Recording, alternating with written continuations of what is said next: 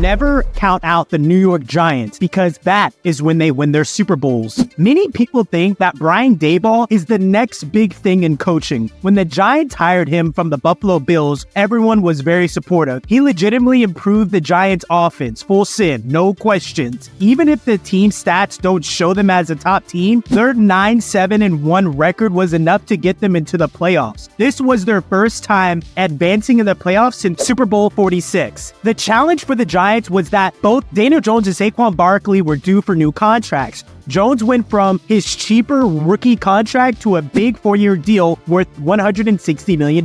Meanwhile, Barkley was given a 1-year franchise tag worth $10.1 million, which he wasn't too happy about. Giving running backs big second contracts can be risky, but the Giants wanted to keep Barkley after his great season. The Giants faced the tough task of maintaining their progress. Last season, they narrowly won 6 games by 7 points or fewer, playoffs included. They were ranked only 21st in Football Outsiders DVOA and had a negative point difference. On paper, they didn't quite fit the profile of a playoff team. While last season's achievements can be taken away, it sets a high bar for this year. They'll need to play even better to match or surpass expectations. However, there is hope. Jones improved last season and might continue in that trend. The addition of tight end Darren Waller can be a game changer, a huge one, if he stays healthy. The offensive line, featuring top players like Andrew Thomas and Evan Neal, is one of the best in the league. Though the defense needs refining, there were new additions, and Daboll could refine his coaching approach in his second year, like anyone adjusting to a new role. Despite potential pitfalls like regression or budget constraints due to Jones and Barkley's contracts, Giants fans remain hopeful. They've been patient for a playoff contending team, and hope last year wasn't just a fluke. Daboll's first year set a high standard, and now the real test begins. Daniel Jones showcased significant improvement last season, setting personal records in completion percentage, yards, passer rating, and notably reduced his interception rate to a league-best 1.1%. This was an impressive turnaround for a quarterback once known for frequent turnovers. The new coaching team tapped into Jones' athletic prowess, evident with his 708 rushing yards and 7 rushing touchdowns last season, contrasting with his combined 1,000 yards and 5 touchdowns over his initial 3 seasons. Although these figures are promising, it's perhaps premature to label him a top-tier quarterback, a sentiment seemingly shared by coach Brian Daboll, who is careful in setting expectations for Jones this year. Last season, Giants defensive coordinator Don Wink Martindale went all out with an aggressive strategy, leading the NFL in blitz percentage at 39.7, a notable 5% more than any other team. While their 41 sacks ranked them 13th, it's clear Martindale went beyond his usual aggressiveness. Relying so heavily on blitzing may not always yield positive results, especially without top-tier coverage. If former rookie Kayvon Thibodeau keeps advancing, the Giants could balance their defense more. Still, the blitz will likely remain a staple to their defensive approach. Offensively, the Giants lack a standout number 1 receiver. We know this.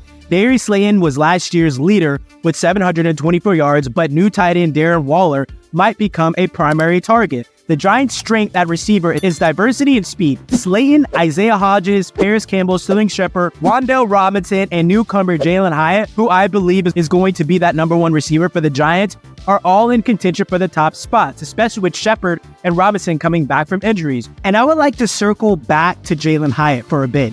And for those Giants fans that don't know who he is, let me introduce you to Jalen Hyatt. He is the 2022 Biletnikoff Award winner, which celebrates the most outstanding receiver in college football. Although Hyatt wasn't entirely off the radar, his limited play in 2020 and 2021 due to injuries meant he wasn't at the forefront of preseason predictions. However, when given the chance to shine as a full-time starter in 2022, Jalen Hyatt did not disappoint. He posted an impressive 1,267 yards with 15 touchdowns, averaging an exceptional 18.9 yards per catch. His midseason showdown against the Alabama stands out beyond any other game you'll see, where he caught 6 passes for 207 yards, scoring 5 touchdowns. This showcase against a top-tier program underlined his status as one of the premier receivers in this draft. Jalen Hyatt boasts elite speed, like scary. The moment a defense slips up or makes a mistake, he's scoring a touchdown. His ability to track the ball seamlessly downfield, combined with his sure hands, makes him a constant threat. Once Hyatt gains his momentum, catching up to him is nearly impossible. Forget about it. His explosive burst is something defensive backs must respect at all times.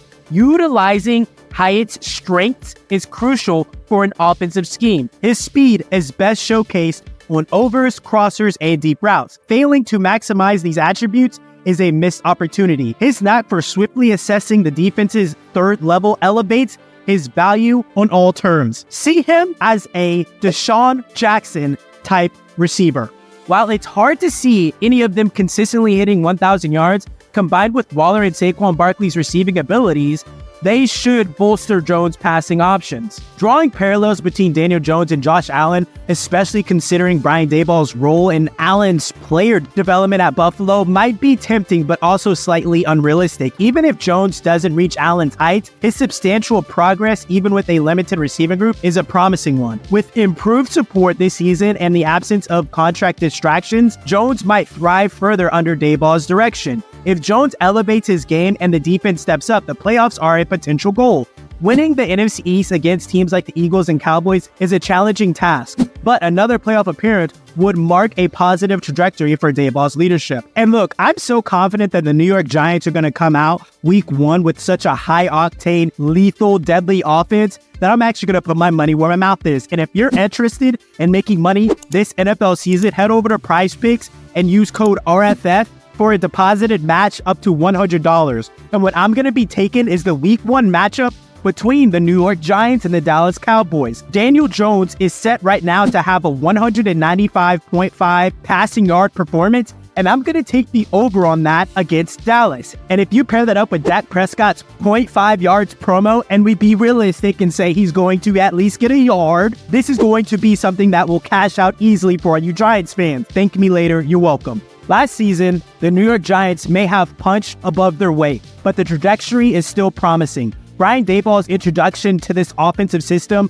reaped immediate rewards, and with the team's talent pool on the upswing, this offense has the potential to shine even brighter. With Daniel Jones at the helm, their optimism for continued offensive success is prominent. While the defense might not rank among the league's best, improvements are anticipated. Considering that the NFC's current landscape is not very competitive, the Giants are genuine playoff contenders. A few favorable turns could very well propel them into a wild card berth, but I'm not canceling out the idea that they win the division altogether. But let me know what you think, Giants fans. Do you think you guys have a legitimate shot of winning the division and making a legit playoff run? Every single time people count out the New York Giants, they mess around and win a Super Bowl.